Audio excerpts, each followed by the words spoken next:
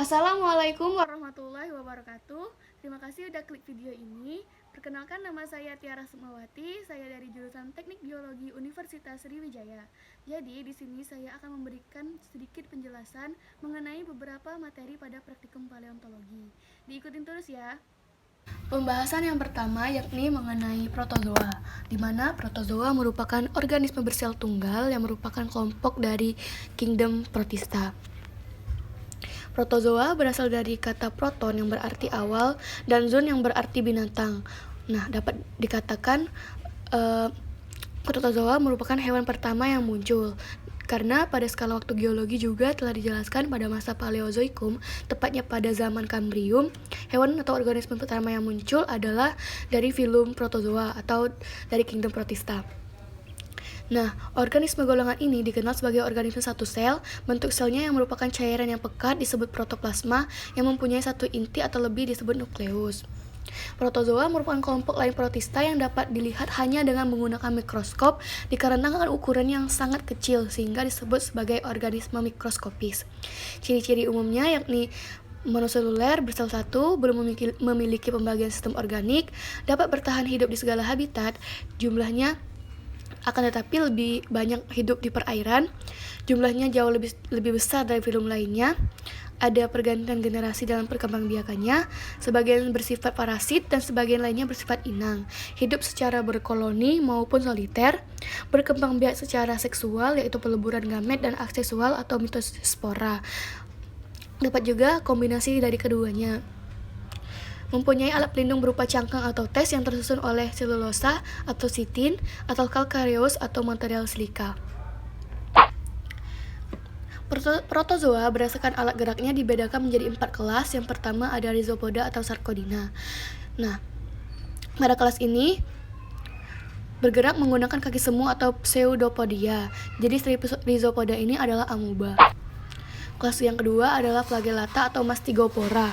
Berasal dari bahasa Latin flagel atau cambuk. Jadi protozoa kelas ini bergerak menggunakan bulu cambuk.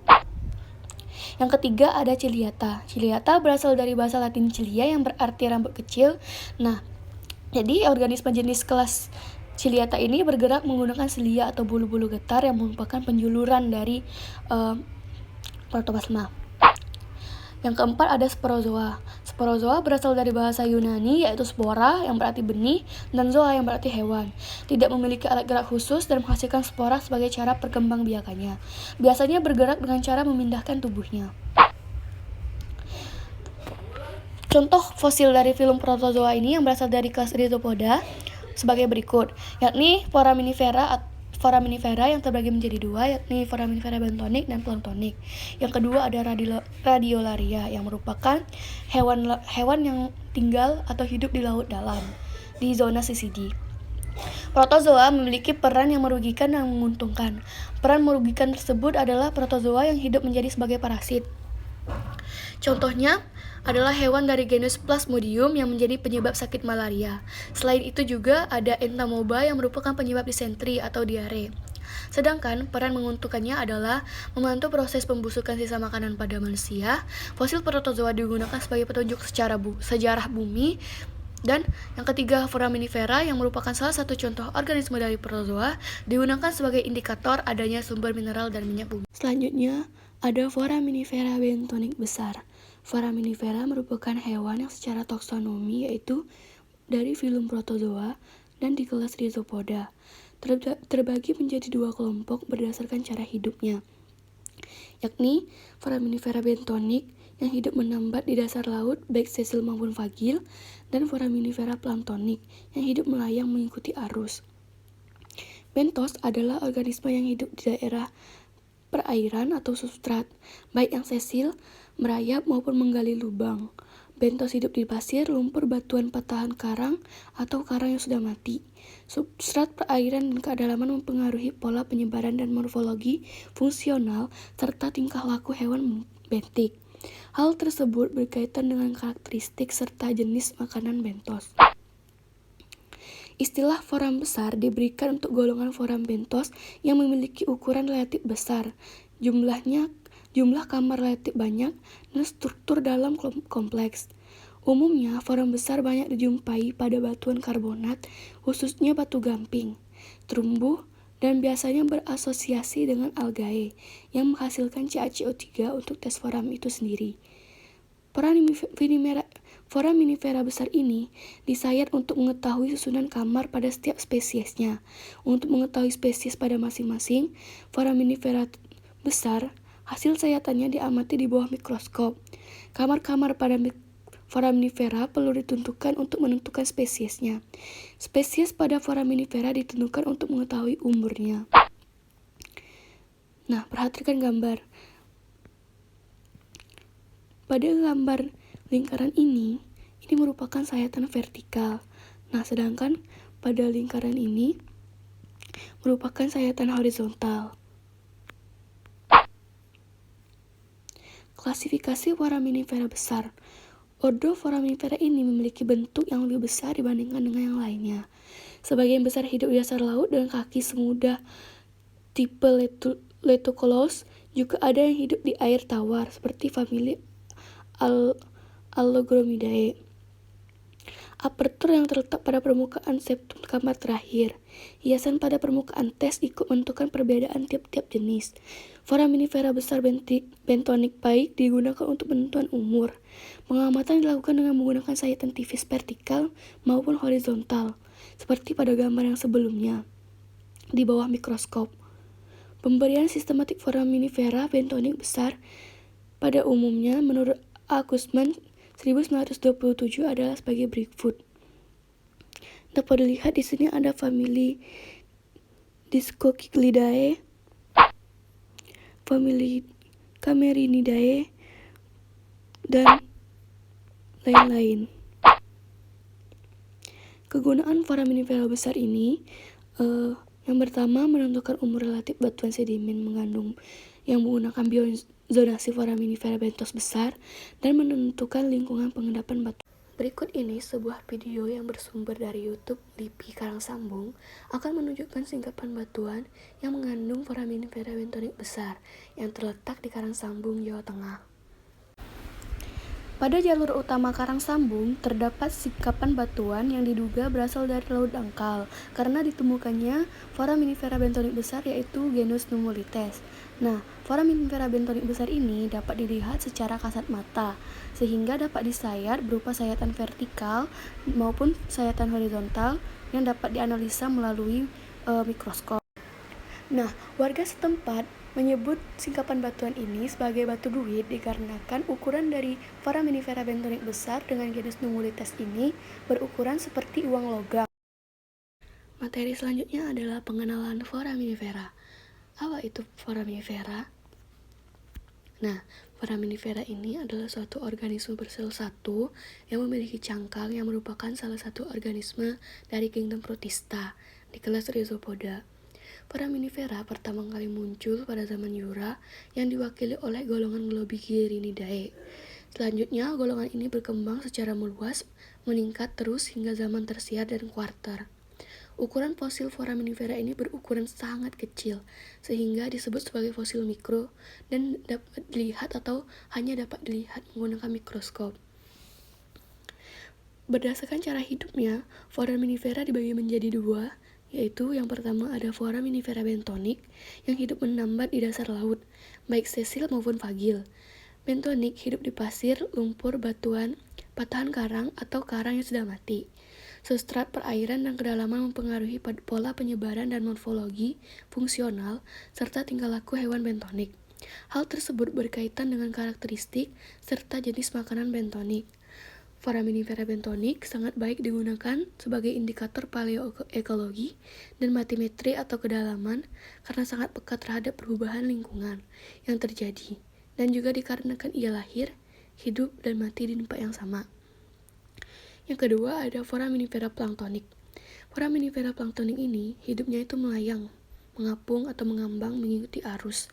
Foraminifera planktonik sangat baik digunakan dalam menentukan umur relatif batuan yang mengandung fosil foraminifera planktonik tersebut.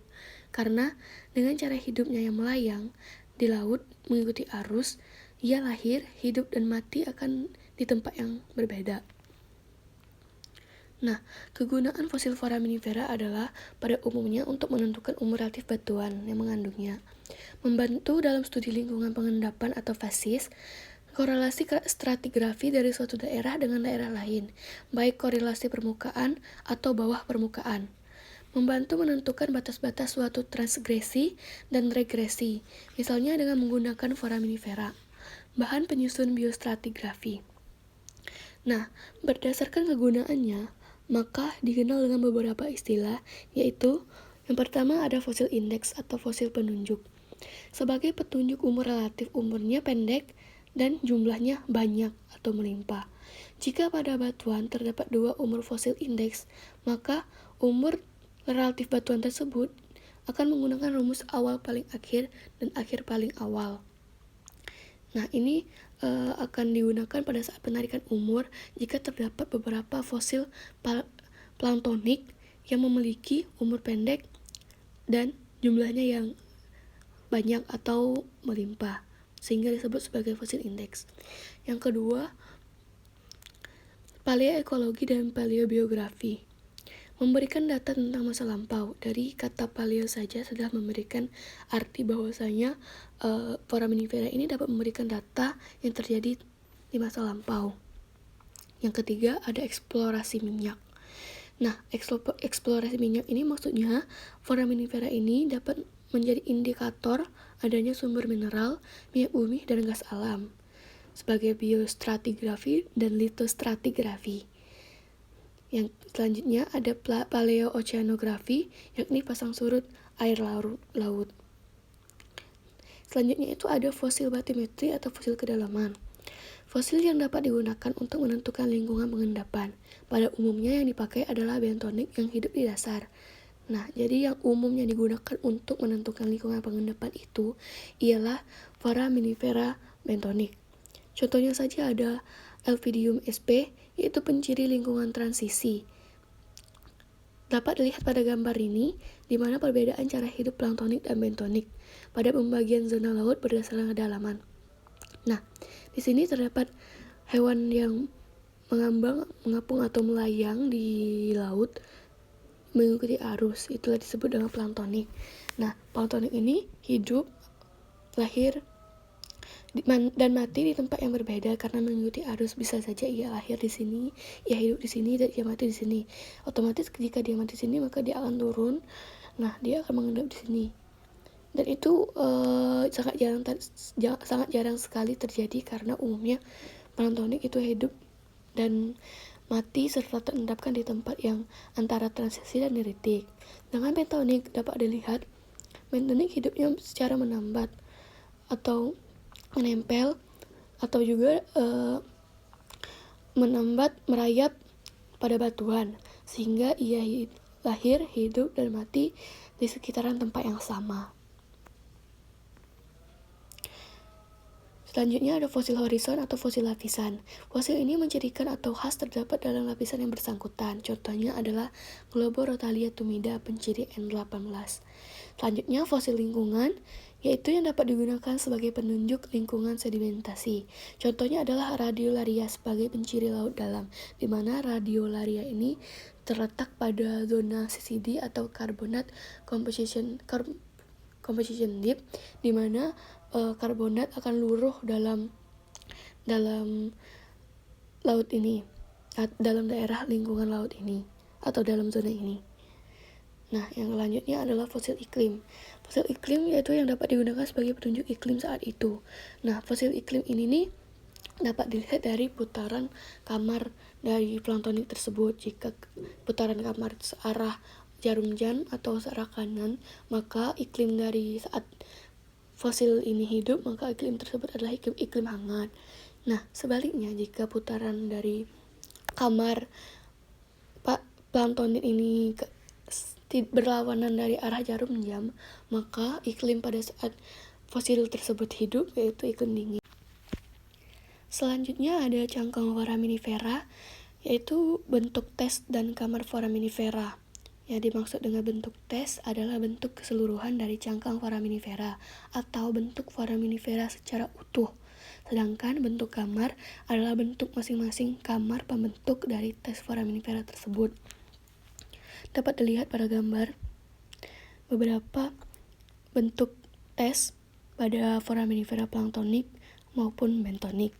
Nah, jika di sini terdapat biumbilicate, biconvex, tabular, hemispherical. Selanjutnya di sini ada pembentuk dari setiap kamar cangkang foraminifera. Nah, jadi di sini dapat lihat nih, ada globular. Misalnya globular ini terdapat satu plankton yang memiliki 4 kamar, dan kamarnya itu berbentuk bulat-bulat seperti berglobular. Itulah disebut dengan globular sehingga akan membentuk bentuk tes secara utuh. Selanjutnya ada sutur, septa, dan apertur. Yang pertama, sutur. Sutur merupakan garis yang terlihat pada dinding luar tes yang merupakan perpondongan septa dengan dinding kamar. Nah, dapat dilihat di sini terdapat garis kan, batas antara satu kamar dengan kamar yang lain. Itulah garis ini disebut dengan sutur. Selanjutnya ada septa. Septa adalah bidang yang merupakan batas antara kamar satu dengan kamar yang lainnya.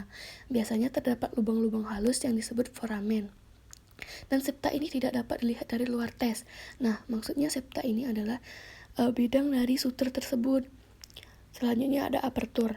Apertur yaitu bukaan atau lubang pada foraminifera yang berfungsi sebagai tempat keluar masuknya protoplasma semasa hidup dari foraminifera tersebut. Nah, dapat dilihat di sini aperturnya berada tepat di tengah pada kenampakan ventral. Nah, sedangkan pada foraminifera bentonik terdapat aperturnya yang sampai ke periperi. Nah, nanti akan ada nama lain dari apertur setiap foraminifera planktonik dan foraminifera bentonik. Nah, di foraminifera planktonik ini, pada genus Globigerina ini mempunyai ciri khusus yaitu komposisinya adalah gampingan hialin. Itulah sebabnya ia mengandung hiasan pada permukaan tes yang berupa pangtet. Nah, dapat dilihat berupa titik-titik ini merupakan hiasan pangtet. Sedangkan pada Elpidium yang merupakan jenis dari bentonik ini memiliki hiasan pada permukaan tesnya ini berupa jembatan-jembatan yang disebut oleh bridge.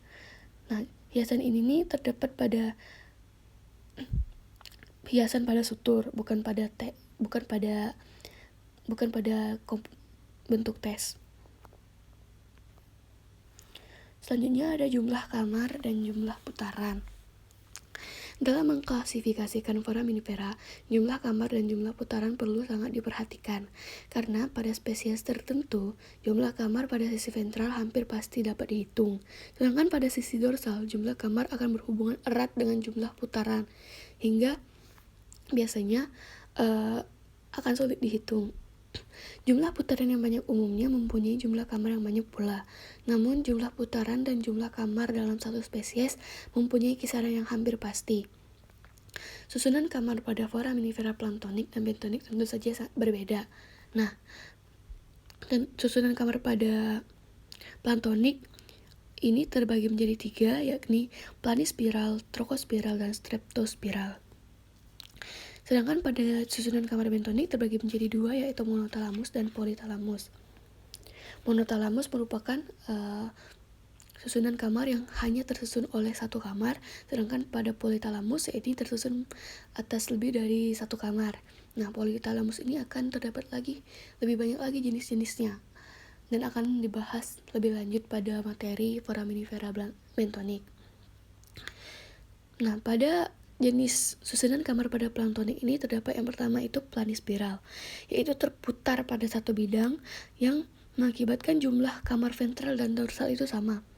Dapat dilihat pada gambar ini, di mana terdapat kamar 1, 2, 3, 4, 5, 6 pada sisi ventral yang sama terhadap sisi dorsal. Itulah sebabnya disebut dengan planispiral. Nah, yang kedua ada trochospiral, terputar tidak pada satu bidang, jumlah kamar ventral dan dorsal tidak sama banyak. Nah, dapat dilihat di sini, jika pada ventral terdapat 5 kamar, sedangkan pada sisi dorsal terdapat sekitar 11 kamar. Yang ketiga ada streptospiral, yaitu mula-mulanya itu trokospiral, kemudian planispiral karena satu kamar terakhir menutupi kamar-kamar yang lain, sehingga jumlahnya itu akan terlihat, jumlah pada dorsal akan terlihat sama pada penampakan ventral. Nah, berikut ini terdapat berupa ornamen atau hiasan foraminifera. Hiasan pada foraminifera tidak hanya terdapat pada permukaan tes, yang contohnya saja tadi itu ada pangtet, bridge, tetapi terdapat juga pada umbilicus, apertur, periperi maupun biasa yang disebut dengan keel. Nah, yang pertama, hiasan yang terdapat pada permukaan. Yang umumnya saja itu adalah pangtet, yang dimana pangtet ini merupakan pori-pori peninggalan dari bulu-bulu fosil foraminifera ini yang dulunya itu pada saat mati itu lepas. Jadi ia akan meninggalkan sisa-sisa atau jejak yang berupa pori-pori. Yang kedua ini ada semut. Semut ini dapat dikatakan bahwa hiasannya tersebut adalah hiasan yang licin. Sedangkan di sini terdapat juga reticulate, axial costae. Axial costae ini berupa garis-garis yang terdapat pada permukaan tes. Selanjutnya ada pada umbilicus. Yang pertama ada deeply umbilicus, open umbilicus, dan ventral umbo. Yang ketiga pada apertur. Pada apertur ini terdapat flap. Flap ini dapat dikatakan sebagai penjuluran pada apertur. Selanjutnya ada lip prim, yaitu penebalan pada apertur. Bulla dan tegila. Bulla dan tegila ini biasanya merupakan ciri khas dari genus Catapsidrax. Perbedaan bulla dan tegila ini juga terdapat bahwa bulla ini merupakan segi enam yang beraturan, sedangkan tegila ini tidak beraturan. Nah, pada periperi merupakan sisi pinggir-pinggir pada foraminifera. Nah, dapat dilihat di sini ada keel yang merupakan penciri khusus dari genus Globorotalia G. Ada spine, merupakan ciri khas dari ciri khas dari genus Hankenina dan Griba Hankenina. Dan terdapat juga bridge. Komposisi tes foraminifera. Nah, berdasarkan komposisi dibedakan menjadi 4, yaitu yang pertama dinding chitin atau tekstin, yang terbuat dari zat tanduk yang disebut chitin. Ciri-cirinya adalah fleksibel, transparan, berwarna kekuningan, dan tidak memiliki pori-pori. Yang kedua ada dinding arenaceous dan agglutinosus. Dinding ini terbuat dari zat atau mineral asing di sekelilingnya, kemudian didekatkan dengan zat perekat oleh organisme tersebut. Zat perekatnya berasal dari chitin, oksida besi atau zat perekat gampingan, yaitu zat khas untuk foraminifera yang hidup di daerah tropis. Sedangkan zat perekat silika adalah khas untuk foraminifera yang hidup di perairan. Lebih khususnya itu di perairan dingin. Yang pertama ada dinding agglutinosus. Yang kedua ada dinding arenaceous. Yang ketiga ada dinding silicose. Beberapa ahli Brady, Tumbler, Gasman, Jones berpendapat bahwa dinding silika merupakan suatu dinding yang dibawa atau dihasilkan oleh organisme itu sendiri. Nah, yang keempat ada dinding calcareous atau gampingan. Nah, dinding calcareous atau gampingan ini juga dikelompokkan menjadi 4 jenis. Yang pertama ada gampingan porselen, di mana dinding gampingan yang tidak berpori, kenampakannya seperti porselen, yaitu bila terkena sinar langsung berwarna putih. Nah, gampingan porselen ini juga mempunyai ciri khusus yaitu licin. Yang kedua ada gampingan granular. Dindingnya terdiri dari kristal-kristal kalsit yang granular. Pada sayatan tipis, foraminifera dengan dinding ini terlihat gelap dan dijumpai pada endotira. Yang ketiga ada gampingan kompleks. Dinding yang dijumpai berlapis, kadang terdiri dari satu lapis yang homogen, terdapat pada golongan Forsulinidae. Nah, yang keempat ini, gampingan hialin ini merupakan komposisi umumnya terdapat pada planktonik maupun bentonik.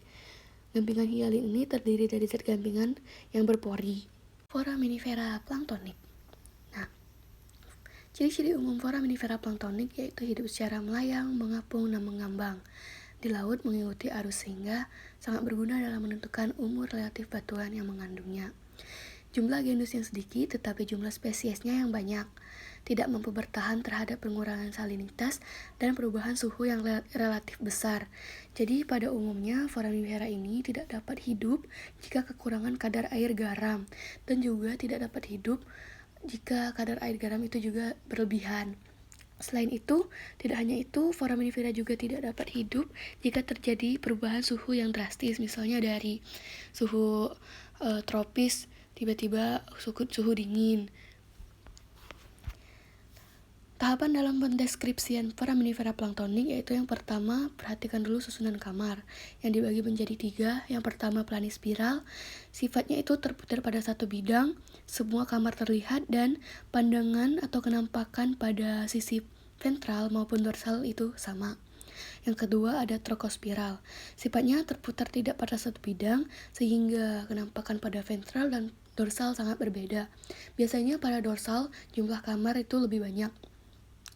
Yang ketiga ada streptospiral, yaitu mula-mulanya trokospiral, kemudian menjadi planispiral karena pada kamar terakhir akan menutupi sebagian atau seluruh kamar-kamar sebelumnya.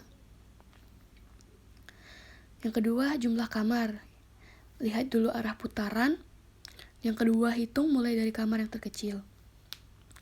Yang ketiga bentuk tes dan bentuk kamar yang sebelumnya telah dijelaskan pada materi pengenalan foraminifera tadi. Yang keempat sutur. Yang kelima ada apertur. Apertur tadi berupa lubang utama dari tes foraminifera yang terletak pada kamar terakhir. Lubang tersebut merupakan tempat keluar masuknya protoplasma selama atau sewaktu organisme ini hidup. Pada foraminifera planktonik, apertur terbagi menjadi 3, yaitu yang pertama, primary aperture interiomarginal atau biasa disingkat PAI, dan juga terbagi menjadi 3. Yang pertama, ada PAI umbilikal. PAI umbilikal yakni apertur yang utama yang terletak pada daerah pusat putaran atau umbilikus. Contohnya ada pada genus Globigerina. Yang kedua ada PAI umbilikal ekstraumbilikal, yaitu apertur utama yang terletak dari pusat sampai ke periperi. Contohnya ada Globorotalia. Yang ketiga ada PAI ekuatorial, yaitu apertur utama yang menembus seperti garis ekuator. Contohnya Hestigerina. Yang kedua ada apertur sekunder atau supplementary aperture yang merupakan lubang atau lubang tambahan dari apertur utama dan ukuran lubang umumnya lebih kecil dari apertur utama. Contohnya ada pada genus Globigerinoides. Yang ketiga ada aksesori aperture atau apertur aksesoris yang merupakan apertur sekunder yang terletak pada struktur tambahan. Contohnya ada pada genus Catapsidrax. Pengenalan genus dan spesies foraminifera planktonik. Yang pertama dari famili Globigerinidae yang memiliki 8 genus. Genus yang pertama ada genus Orbulina dengan ciri khasnya yaitu small opening. Small opening ini merupakan apertur yang terjadi akibat dari terselubungnya seluruh kamar sebelumnya oleh kamar terakhir. Yang kedua ada genus Globigerina dengan ciri khasnya yaitu PAI umbilikal. PAI umbilikal ini merupakan apertur yang berada di tengah-tengah seperti pada gambar. Nah, yang ketiga ada genus Globigerinoides dengan ciri khasnya yaitu terdapat secondary aperture. Nah, dapat dilihat pada gambar. Yang keempat ada genus Globoquadrina dengan ciri khasnya yaitu terdapat flap pada aperture. Genus yang kelima ada genus Sphaerodinilla dengan ciri khasnya yaitu hiasan pada umbilikus berupa open umbilicus dan juga terdapat flap. Yang keenam, ada genus Sphaerodinellopsis dengan ciri khasnya yaitu hiasan pada umbilikus berupa dipli umbilikus. Yang ketujuh, ada genus Pulleaniatina dengan ciri khasnya yaitu susunan kamar streptospiral dan hiasan kamar berupa semut. Yang kedelapan, ada genus Catapsidrax dengan ciri khasnya yaitu hiasan pada apertur berupa bula atau tegila. Nah, pada gambar di samping ini, hiasannya yaitu adalah bula yang mempunyai 6 sisi atau segi 6. Yang kedua, berasal dari famili Globorotaliidae yang umumnya mempunyai bentuk tes bikonveks, bentuk kamar subglobular dengan susunan kamar trokospiral. Yang pertama, dibedakan dari ada atau tidaknya hiasan pada periperi. Yang pertama ada Globorotalia G dengan ciri khasnya terdapat hiasan pada periperi berupa keel. Nih, penebalan pada periperi ini disebut dengan keel. Yang kedua ada Globorotalia T yang perbedaannya dengan genus Globorotalia G yaitu tidak terdapat keel. Yang famili terakhir adalah famili Hankeninae. Yang pertama ada genus Hankenina dengan ciri khasnya yaitu terdapat spine. Spine ini merupakan hiasan pada periperi dan susunan kamar planispiral yang mempunyai tooth pada apertural face. Nah, aperturnya juga ini adalah apertur PAI umbilikal ekstraumbilikal, yaitu dari pusat menerus sampai ke periperi. Yang kedua ada genus Cribohankenina. Ciri khas dari genus Cribohankenina ini yaitu terdapatnya spine. Selain itu juga terdapat kamar terakhir yang lebih besar dari kamar-kamar lainnya, dan juga terdapat cribat pada aperture face. Genus yang terakhir adalah genus Hastigerina dengan ciri khasnya yaitu terdapat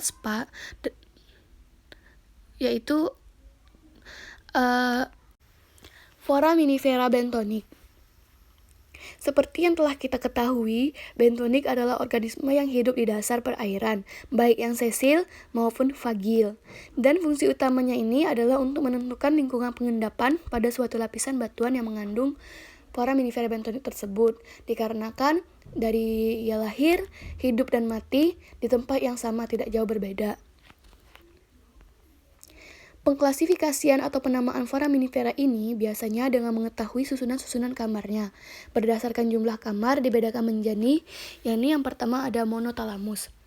Monotalamus adalah susunan dan bentuk kamar akhir foraminifera yang hanya terdiri dari satu kamar. Macam-macamnya yakni ada bentuk globular atau bola atau spherical. Yang kedua ada bentuk botol atau flag shape. Yang ketiga ada bentuk tabung atau tabular. Yang keempat planispiral, zigzag, cabang atau bifurcating, tak teratur, setengah lingkaran atau semi-spherical, dan fusiform, serta masih banyak lagi jenis-jenis lainnya.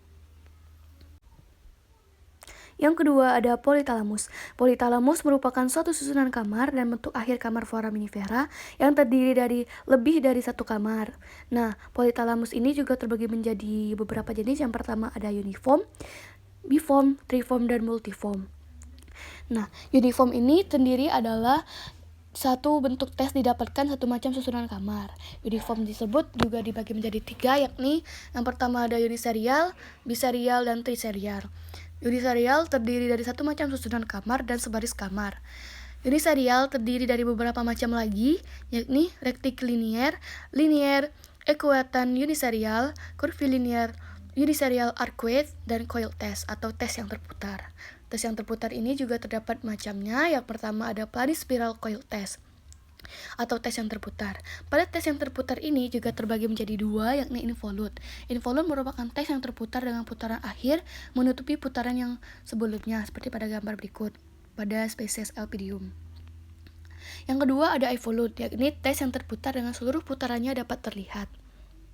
Sehingga pada genus atau spesies Elpidium, penulisan susunan kamarnya yakni politalamus, uniform, uniserial, coil test, planispiral, coil test, involute. Nah, pada tes yang terputar ini juga terbagi menjadi nautilioid test, rotaloid test, dan helicoid test. Jenis kedua dari uniform ini yakni biserial. Tes yang tersusun dari 2 baris kamar yang terletak berselang-seling. Contohnya adalah textularia. Maka penulisan susunan kamar textularia adalah politalamus, uniform, biserial. Yang ketiga ada triserial. Triserial merupakan tes yang tersusun oleh 3 baris kamar yang terletak berselang-seling. Jenis kedua dari politalamus adalah biform test, yang merupakan 2 macam susunan kamar yang sangat berbeda satu dengan yang lainnya dalam satu buah tes. Misalnya biserial pada awalnya kemudian menjadi uniserial pada akhirnya. Yang ketiga ada triform test, yang merupakan 3 bentuk susunan kamar dalam sebuah tes. Yang keempat multiform test, yakni dalam sebuah tes terdapat lebih dari 3 susunan kamar dan bentuk ini sangat jarang ditemukan. Yang terakhir yakni apertur pada foraminifera bentonik. Golongan bentonik memiliki bentuk apertur yang bervariasi dengan apertur itu sendiri, yang merupakan bagian penting dari tes foraminifera. Macam-macam apertur pada foraminifera bentonik. Yang pertama ada simple apertur. Simple aperture terdiri dari beberapa jenis. Yang pertama ada at end of tabular chamber, yang berarti aperture tersebut terletak pada akhir susunan kamar. Yang kedua ada at base of aperture face, yakni aperture tersebut terletak pada kamar yang pertama. Dan yang ketiga ada in middle aperture face, yang berarti terletak di tengah-tengah. Selanjutnya ada aperture yang bulat dan sederhana, biasanya terletak di ujung sebuah tes. Kemudian ada aperture comma shaped yang mempunyai koma atau melengkung, aperture pialin yang merupakan sebuah lubang yang terletak di ujung leher, aperture slit like yang berbentuk lubang sempit yang memanjang, dan yang terakhir ada aperture crescentic atau lubangnya berbentuk tapal kuda. Jenis yang kedua yakni supplementary aperture, yakni ada infralaminal accessory aperture, aperture yang memancar atau radiate, dan yang ketiga ada radiate with apertural face chamferlet. Yang ketiga ada multiple apertural face, yaitu multiple sutural atau aperture yang terdiri dari banyak lubang yang terletak di sepanjang sutur. Yang kedua ada aperture quadrilateral atau cribbed. Yang ketiga ada terminal. Dan yang keempat ada primary aperture interiomarginal, yakni PAI umbilical, umbilical extraumbilical, dan equatorial. Adapun yang terakhir yakni adalah aplikasi foraminifera. Aplikasi foraminifera yang pertama adalah penentuan umur relatif batuan yang didasarkan atas dijumpainya fosil pada batuan. Yang pertama dengan menggunakan foraminifera planktonik, kan didasarkan pada dijumpainya fosil pada batuan. Nah, jadi saat dijumpainya fosil planktonik, beberapa spesies dihitung terlebih dahulu apakah jumlahnya yang melimpah dan umurnya pendek. Jika terdapat satu spesies yang jumlahnya melimpah dan umurnya pendek, maka dapat langsung ditarik berapa umurnya. Akan tetapi, jika pada setiap spesies ditemukan jumlah yang sama, maka cara penghitungannya adalah dengan menggunakan rumus awal paling akhir dan akhir paling awal. Yang kedua, menggunakan foraminifera bentonik besar dari filum protozoa kelas Carchodina yang dikemukakan oleh Adams 1970. Aplikasi foraminifera yang kedua yakni penentuan lingkungan pengendapan, yang merupakan suatu kumpulan dari kondisi fisika, kimia, dan biologi di mana sedimen terakumulasi menurut Krumbein dan Schloss 1963. Metode yang dipakai yakni yang pertama adalah penentuan lingkungan pengendapan dengan rasio plankton bentos. Perhitungan ini dihitung dengan menggunakan rumus milik Grimsdale dan Mark Hoppen 1950 dengan langkah-langkah sebagai berikut. Mula-mula, siapkan cawan atau wadah yang dibagi menjadi 4. Kemudian masing-masing kuadran dihitung berapa jumlah plankton dan bentos. Kemudian dilakukan perhitungan. Nah, di dalam setiap mesh dihitung dulu berapa jumlah plankton dan bentos yang ditemui dan dibagi menjadi 4 jika dibagi menjadi 4 kuadran. Selanjutnya, perhitungan kuadran seluruh mesh. Jika pada analisa menggunakan 4 mesh, maka dibagi menjadi 4. Jika menggunakan 3 mesh, maka dibagi menjadi 3. Setelah hasil perhitungan persentase rasio plankton bentos didapatkan, angka tersebut dimasukkan ke dalam tabel kedalaman milik Grimsdale dan Mark Hoppen untuk menentukan kedalamannya. Setelah kedalaman didapatkan, maka akan diketahui lingkungan pengendapannya. Jika rasio plankton bentos didapatkan 1-10%, maka kedalaman yang didapat adalah 0-70 meter. Berarti terletak pada neritik tengah. Adapun selain materi-materi yang telah saya sampaikan, berikutnya ada teknik penyajian fosil foraminifera atau analisa fosil foraminifera. Yang pertama adalah pengambilan sampel. Pada saat pengambilan sampel yang dipilih adalah sampel batuan yang in situ. Kemudian, batuan yang dipilih merupakan batuan yang berbutir halus dikarenakan batuan yang berbutir kasar tidak dapat mengeluarkan fosil atau fosil dapat rusak. Contoh-contoh batuan yang dapat dijadikan sampel yaitu batu gamping, batu pasir berbutir halus, dan batu serpi. Tahapan yang kedua yakni pemrosesan sampel, penguraian dan pencucian, di mana sampel batuan ditumbuk menggunakan palu karet hingga ukuran 3-6 mm, yaitu butiran halus. Kemudian butiran halus sampel batuan tersebut direndam ke dalam larutan hidrogen peroksida yang telah diencerkan dengan air. Perbandingan pengenceran larutan peroksida dan air ini yaitu perbandingannya 1:2. Setelah itu rendam selama sekitar 20-24 jam agar substrat material sedimen yang melekat itu terlepas. Kemudian lakukan pengeringan dengan cara mengeringkan dengan matahari maupun disangrai. Nah, setelah tahap proses pencucian tadi, lakukan tahapan yang selanjutnya yakni pemisahan fosil. Nah, fosil yang telah kering tersebut kemudian diayak ke dalam mesin yang akan menghasilkan ukuran butiran yang berbeda. Yang pertama itu ada di mesh 50, yang kedua mesh 100, yang ketiga mesh 200, dan yang keempat itu pen. Setelah terbagi menjadi 3 atau 4 ukuran, kemudian analisa di bawah mikroskop. Nah, jika telah menemukan fosil foraminifera, ambil fosil tersebut menggunakan jarum. Sebelum itu letakkan atau rekatkan perekat ke dalam jarum agar fosil foraminifera tersebut dapat melekat pada jarum tersebut. Hasil analisa dari kami kelompok 2 dengan sampel batuan dari Batu Raja tidak ditemukannya adanya fosil foraminifera. Jadi kami berpendapat bahwasanya sampel batuan tersebut merupakan sampel batuan yang berada di wilayah transisi, di mana sampel batuan tersebut mengandung karbonatan atau CaCO3 tetapi minim mengandung fosil foraminifera dikarenakan pasang surut air laut jarangnya batuan tersebut terendam. Nah, kami juga menarik kesimpulan bahwasanya umur relatif batuan tersebut kami dapatkan dari data regional formasi Batu Raja, yakni berumur miasan awal N6 sampai N7, dan itu menurut Barker 1969. Ini saja yang dapat saya sampaikan pada pembahasan baik itu materi-materi maupun teknik dalam penyajian fosil foraminifera. Lebih kurangnya saya mohon maaf. Saya akhiri. Wassalamualaikum warahmatullahi wabarakatuh. See you next time.